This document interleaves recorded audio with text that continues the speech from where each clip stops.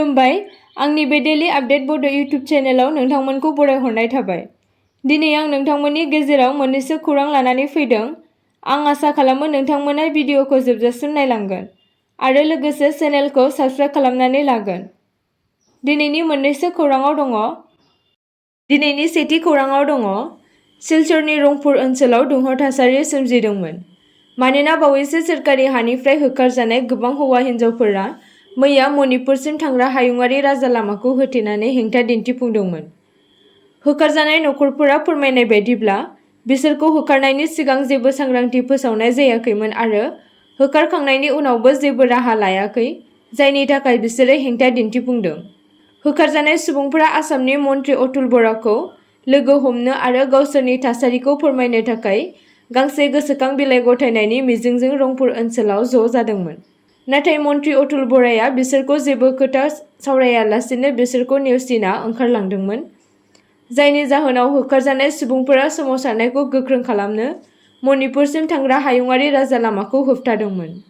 सिलचरनिफ्राय मणिपुरसिम मोनसे गोदान मोनब्रै लामा लुनो थाखाय सोरखारनि हा आवग्रिनानै थानाय सुबुंफोरखौ होखारदोंमोन।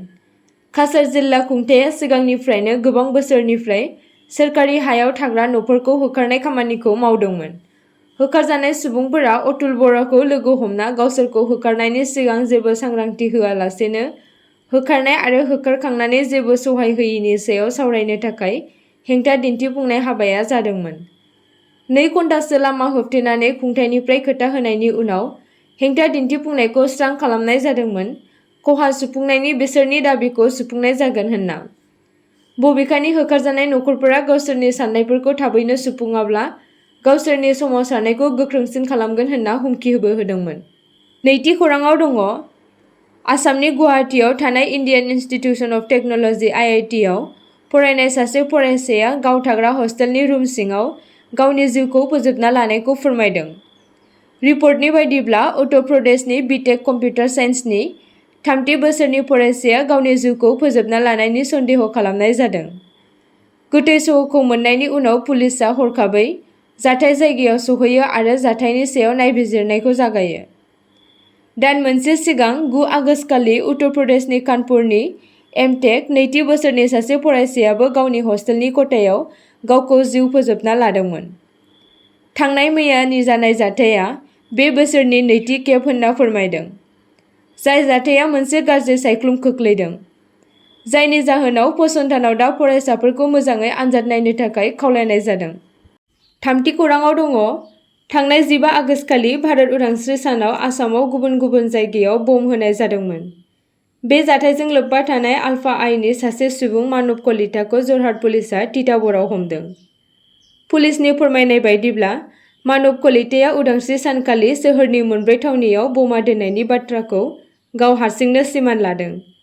हमजानाय कलिताखौ जथाय पुलिस कमिशनार टुबे प्रतीक विजय कुमारनि दैदेननायाव नायबिजिरगासिनो दङ। बिथांखौ 1 सप्ता सिगां तिताबरनिफ्राय हमनाय जादोंमोन। जरहाट पुलिसजों सोंनाय फिननायनि उनाव मैया बिथांखौ गुवाहाटी पुलिसनो गथायना होयो। पुलिसनि सुलुंनिफ्राय मिन्थिनो मोनोदि हजाइनि खाखिनि थागिरि कलिताया गान्धी मन्दप, दिसपुर लास्टगेट, नारेंगी आरो पानबाजाराव IED बायदि मुवाफोरखौ दोनदोंमोन। आलफा आइनि बमा दोननायनि उनाव गुवाहाटी पुलिसआ गोबां सन्देह गोनां सुबुंफोरखौ खादोंमोन नाथाय जेबो गिदिर जाफुंसारनाय मोननो हायाखैमोन। नायबिजिरनायखौ दावगाहोनो थाखाय आसाम पुलिसआ सिगाङाव 5 लाख रांनि बान्थाबो फोसावदोंमोन। ब्रैथि खौराङाव दङ मणिपुराव आयेन आब्रुथि बांलांनाय थासारिनि थाखाय रायजो सरकारा 9 आरो 10 सेप्तेम्बराव साननैनि बन्द फोसावनायनि थांखि लाबाय। गोबां फरायसाफोरा समबारनि फुंनिफ्रायनो लामायाव ओंखारबोयो आरो रायजोआव गोजोन लाबोफिननो थाखाय गोख्रै राहा लानो दाबि दैखांदों। फरायसा सोमावसारगिरिफोरा फुंनि 10 रिंगासोआव गावसोरनि दिन्थिफुंनायखौ गिबि मन्थ्रिनि मावख'आरि थाग्रा खुलिनि साखाथियाव जागायदोंमोन, जेराव सानजा इम्फलनि सानजेंट'आव मोनसे मख'जाथाव हानजाया पुलिसजों नांज्लायदों। बिनि अनगायैबो राजभवननि बायजोआवबो दिन्थिफुंनाय जादों। बियो गिबि मन्थ्रि, गोबां MLA, केबिनेट सोद्रोमाफोर आरो आयेन आफादनि बुंथिगिरिफोरनिफ्राय रायजो बेंगिरि लक्ष्मण प्रसाद आचार्यनिसिम बावैसो खावलायनायनि उनाव रबिबाराव बेखौनो खावलायदोंमोन। रबिबारनि मोनाबिलियाव मोनसे टर्च रेली खुंनाय जादोंमोन, जेराव मेरा फेभिस अफ कुवाकेटेलनिफ्राय टिडिमरब केसाम्पादसिम हानजा सुरदोंमोन। बाथि खौराङाव दङ 20 लाख रांनि जाख्ल'नायनि थाखाय इउपिपिएलनि दैदेनगिरिखौ गोख्रों सोंखारिदों भकतपारा दुलाराय बर' फरायसा आफादा। मिन्थिनो मोननाय बायदिब्ला उदालगुरि जिल्लानि सिङाव थानाय भकतपारा हालामनि मोनसे गेलेग्रा फोथारनि थाखाय थांनाय आसामनि बारग' चिफ मिनिस्टार सर्बानन्द सन'वालआ गासै आसामाव गेलेग्रा फोथारखौ जौगाहोनो थांखि लानानै गासै आसामावनो गेलेग्रा फोथारखौ जौगाखांहोनो रांनि अनसुंथाइ हरनाय जादोंमोन। बिनि गेजेराव उदालगुरि जिल्लानि सिङाव थानाय भकतपारा गेलेग्रा फोथारनि थाखाय 20 लाख रां, गेलेग्रा फोथारखौ जौगाहोनो थाखाय मोनसे स्किम हरनाय जादोंमोन आरो बे स्किमखौ इमप्लिमेन्टेसन खालामनो थाखाय सानै हालामनिनो सुबुंफोर आफादगिरि महरै फुकन चन्द्र बर' आरो उत्तम कुमार बर' बिथांखौ गाहाय नेहाथारि हिसाबै मोनसे आफाद दानानै बिसोरखौ बिबान होनाय जादोंमोन। नाथाय गोलाव सम बारलांनानैबो गेलेग्रा फोथारा जाफुङैनि सायाव गोख्रों सोंखारिदों भकतपारा दुलाराय बर' फरायसा आफादा आरो बिथांमोननि जाख्ल'नायनि सायाव नायबिजिरनो थाखाय खावलायदों दुलाराय बर' फरायसा आफादा।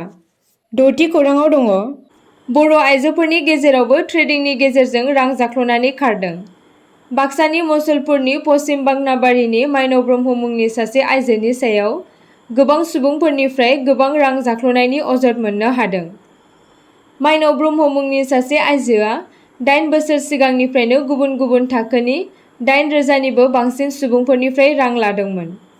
गोबां सुबुंफोरनिफ्राय रां लानानै दान मोनफ्रोमबो रां बाहायगिरिफोरनो जौखोन्दो होनायनि मुङाव जाख्ल'नायनि जाथाया सोराङाव फैदों होनना मिन्थिनो मोननाय जादों आरो दा बियो खारखोमानानै दं होनना मिन्थिनो मोनो।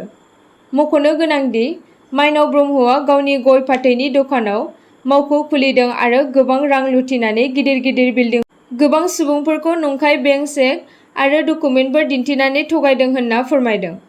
गोबां थगायजाग्रा सुबुंफोरा माइनाव ब्रह्मनि सायाव दा मसलपुर पुलिस थानायाव एफआइआर होदों। 7थि खौराङाव दङ खोला-सानजा आफ्रिकायाव मालावी हादरनि गांनाय उखैनाय सुबुंफोरखौ रैखा खालामनो भारत हादरा 1000 मेट्रिक टन माइरंखौ दैथायहरदों।